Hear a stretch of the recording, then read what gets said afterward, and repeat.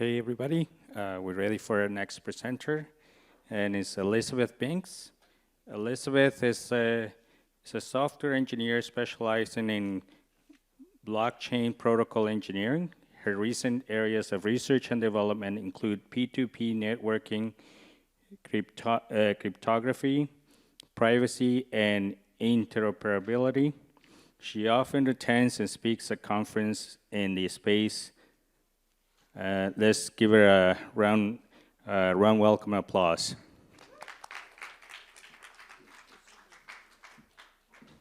Cool. Hello, everyone. So, today I'm going to be talking about, or giving a workshop rather, on using Forest, which is the Rust Filecoin client. Thank you for the intro. So I'm Elizabeth. I work at ChainSafe. Previously worked on Forest for a while. So, I'm now here giving this demo. Cool. So about Forest. So it started in November 2019. So like 2.5 years ago. It's the Filecoin implementation in Rust essentially. So we picked Rust for various reasons. It's memory safe, robust, modern, etc. It's good language. And Forest implements a full node essentially for the Filecoin network, and it can be used with the Lotus miner to act as a mining node. And then it can also plug into the Lotus storage and retrieval markets as well to do storage and retrieval. Forest itself is essentially just a full node that syncs the Filecoin network. So that means basically you can get all the blocks and verify them and submit transactions and that, or messages and that kind of thing. Cool, and then the FVM, which we've probably already heard about, which will be live shortly on Filecoin mainnet, is also written in Rust, and it was actually based off the Forest actors implementation. So a lot of that code is from Forest. I mentioned this earlier, but basically some reasons you'd want to use Forest are if you're trying to debug stuff in the FVM, or if you're trying to develop potentially new things for the FVM. So currently Forest is functional and syncing on the mainnet, which is network version 15. And then shortly there will be a network upgrade to network version 16, which enables the FVM by default, essentially, getting rid of the previous actors implementation. So Forest is currently working towards supporting network version 16. So that's kind of the current overview of Forest. Cool. So I guess I will get right into the workshop part of things. So I guess the purpose of the workshop is that there is a hackathon, I believe, and there are bounties for it that Forest is providing. So we have a few issues essentially on the repository that that are bounties. If you solve them, you get prize money. So this workshop should hopefully help you start developing on Forest. So to run Forest, there's a couple ways you could do it. You firstly obviously need to have Rust installed. Just use the latest. I think you need nightly because of WASM currently. So just get the latest nightly. There's full instructions in the Forest README. So I will also share this document after as well. But I can just basically go through these. So you need Rust, you need to install the WASM target, and then you need to install some other dependencies. And then once you're there, you can clone Forest and install Forest. So I have a cloud machine, and hopefully it doesn't want to freeze this time. So I'm going to go on main. I got to stop something. Okay, cool. So now so basically I'm at I don't know, this part, I guess, where you just basically clone Forest. And then I can just do make install, and then it should basically build it and install it in your path. So while we wait for that, I can go over some of the other, the other stuff. So so there's also a way to run it using Docker, so you don't need to have Rust installed or like any dependencies essentially. You just need to have Docker installed. So I have some instructions here on how to do that and how to actually run Forest with Docker. So if you don't want to build it from source, you can also do that. However, if you're going to be developing on Forest, it's probably going to be easier for you to just build it from source, because you're going to need to have Rust anyways to check and run tests and that kind of thing. Another thing is to run Forest on mainnet, you need to download a state snapshot. So this is essentially like a snapshot of the recent state of the Filecoin network. So if you go to the Forest docs, which are in this HackMD, but also in the Forest README near the bottom here, you can basically, there's a command here which will let you download the latest snapshot. So you can just run that, and then I will demonstrate this after. Okay, cool. So while Forest is building, I can go over some of the stuff in the repo. Actually, maybe I should go over the bounty issues first. So I'll go over the bounty issues and then kind of show what parts of the repo you might need to look at. So so the requirements for the bounties are, firstly, install Forest and its dependencies, compile it, and make sure it runs. This way you have a functioning Forest install essentially. And then solve the bug, make sure it works. You can run the tests with cargo test or make test, and then you can submit a draft to, or a PR to the Forest repo. So the first bounty issue, okay. So the first one is updating the Prometheus crate. So this one seems straightforward, but it may or may not be that straightforward. So basically updating the Prometheus package version from 0.12 to 0.13. It will still build, but it causes some metrics not to be available. So basically you would have to look and see potentially what was updated from these different Prometheus versions, and then fix whatever is causing these metrics not to appear. So this is issue number 1515, which you can check out. Okay, and then so to fix this, you have to bump the version, compile and run Forest, and then check the metrics essentially. Okay, and then terminate Forest gracefully. So I kind of mentioned this one earlier. So when you run Forest and then terminate it, it seems that sometimes there is a seg fault, which is bad and should not happen. So essentially, one of the ways you could debug this is just run GDB and kind of see what happens as the node shuts down. There's a comment on the issue that says that it's probably related to the FVM and WASM interpreter, so that might be a hint. It might not be there, it might be somewhere else, but could be there. So this is issue number 1587. Okay, and then the other ones are relatively more straightforward, I'd say. So they're mostly like config and CLI related.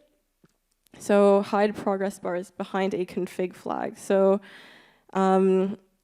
this is pretty straightforward. Essentially, when you run Forest, which I'll show in a second, the importing the snapshot, there's some progress bars that are shown. So this issue is basically just like make a flag or feature flag that gets rid of those.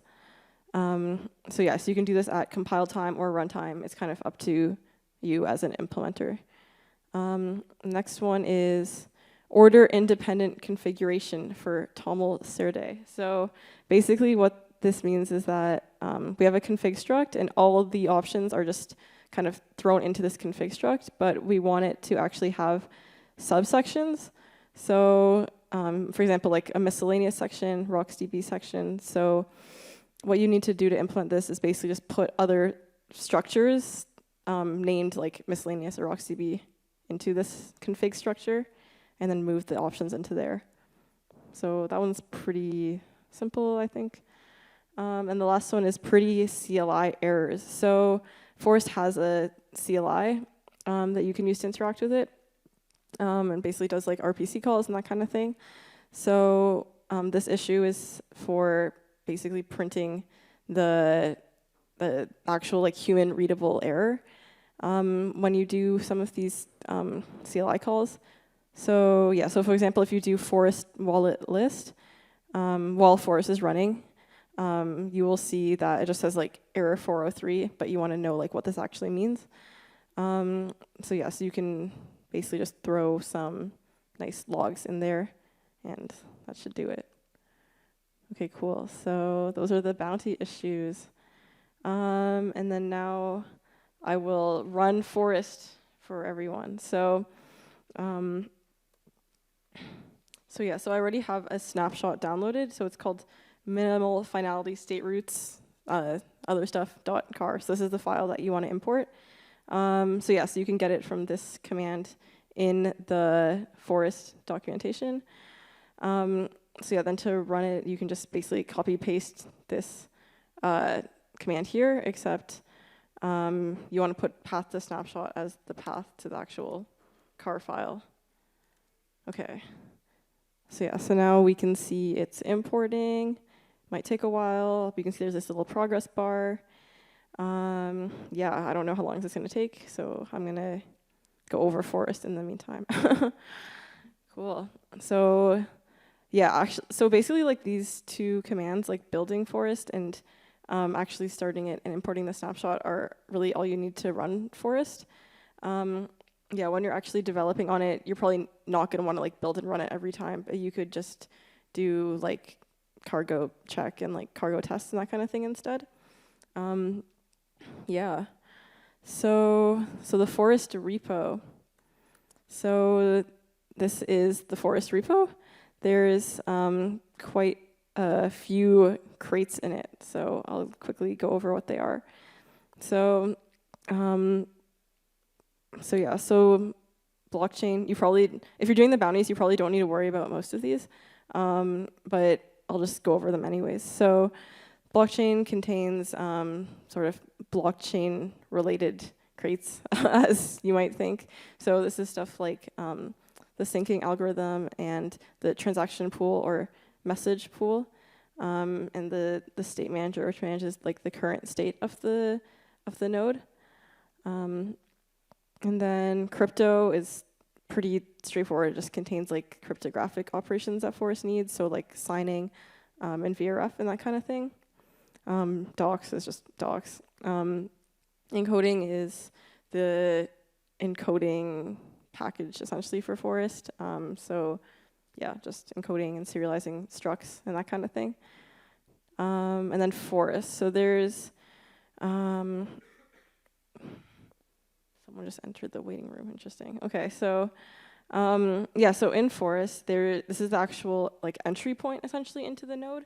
So in Forest, there's the CLI logger package, and then there's also basically the entry point into Forest. So the daemon.rs basically contains where like the startup functions for Forest. So when you're if you're gonna do one of the like CLI or config bounties, it's probably in this crate that you want to modify things. Yeah, and then there's also the CLI package, which relates to that CLI issue. Yeah, it's basically yeah, that's the entry point for Forest. And then IPLD. IPLD is basically like data structures that are used for Forest. So these are things like the car file structures, the CIDs. Yeah, basically interplanetary linked data type structures. So you probably do not need to worry about these for the bounties, but yeah, it's good to have. Key management. So Forest does have some wallet functionality built into it. not sure exactly how well it works because I haven't personally tried it, but if you want to use Forest as a wallet, you can. That's what's in the key management crate. And then Node. So Node contains even more Forest stuff, essentially. So it contains kind of the core blockchain node components, such as the networking layer and the database and RPC server and RPC client. So yeah, potentially for like that RPC issue, you might want to go into the RPC API or RPC client to fix that. And then scripts, serially, and then tests is just tests. Types is just types used in Forest. Yeah, pretty straightforward, I suppose. Utils is like utility functions. Okay, and then VM. So I'd say VM is probably like the most interesting crate actually in Forest because it contains all the actual like state transition and runtime logic. So since we upgraded to the FVM, it basically just contains an interface into what the FV or what the runtime is able to see, and it contains the actual like entry points into the FVM. So basically, in Forest, when you're executing a message or transaction, it runs through. So basically, you create an instance of the runtime, which is created in the FVM, and then you run the message through it, and then it changes the state, and then makes an output state, and you either, I don't know, it either gets accepted or rejected, essentially. So all that kind of happens in this crate. Cool, so I guess I can go over some of them. So actor interface.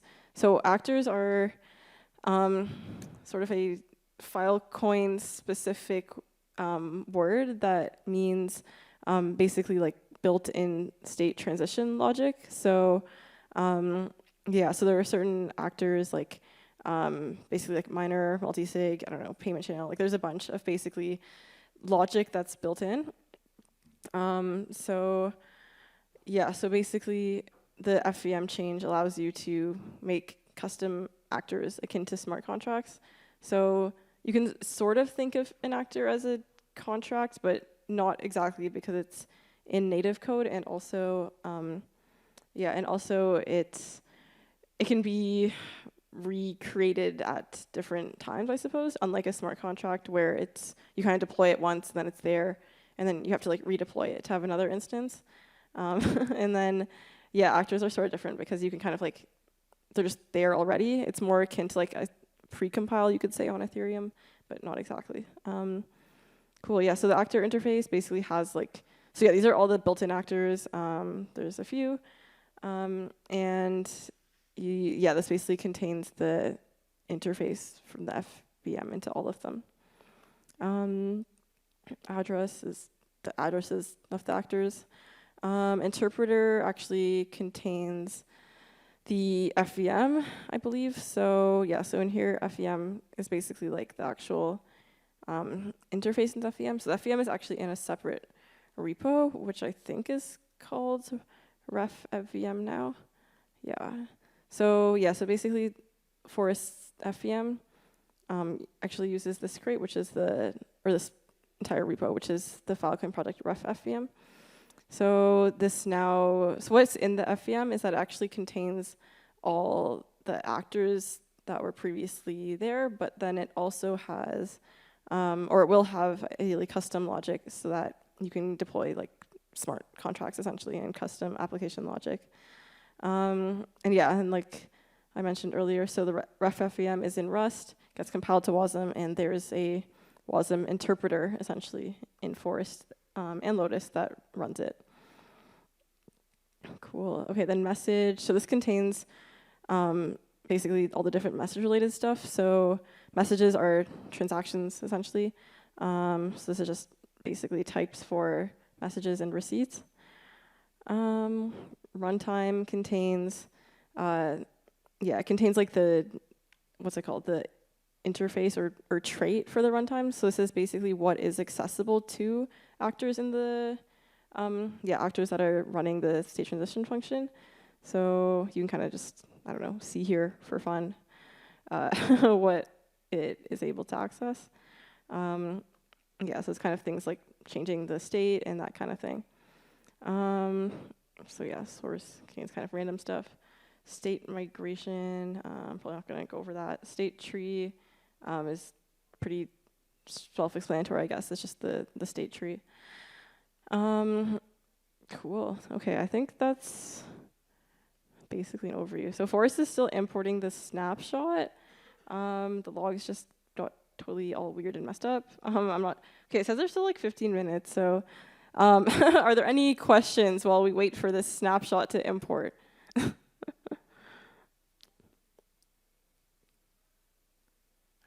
Okay, it's quiet, so.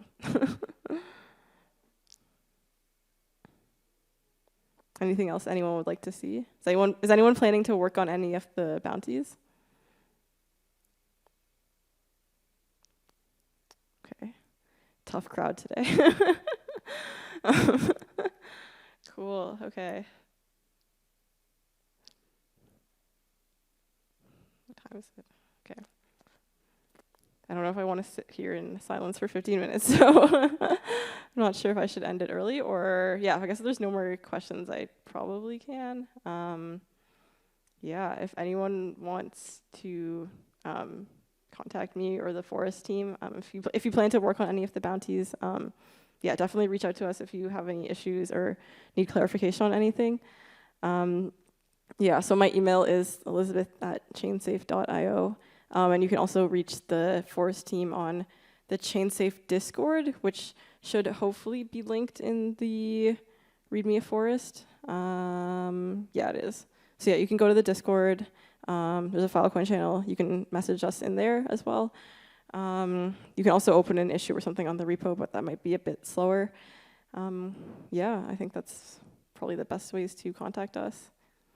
Yeah, so have fun hacking, I guess, everyone.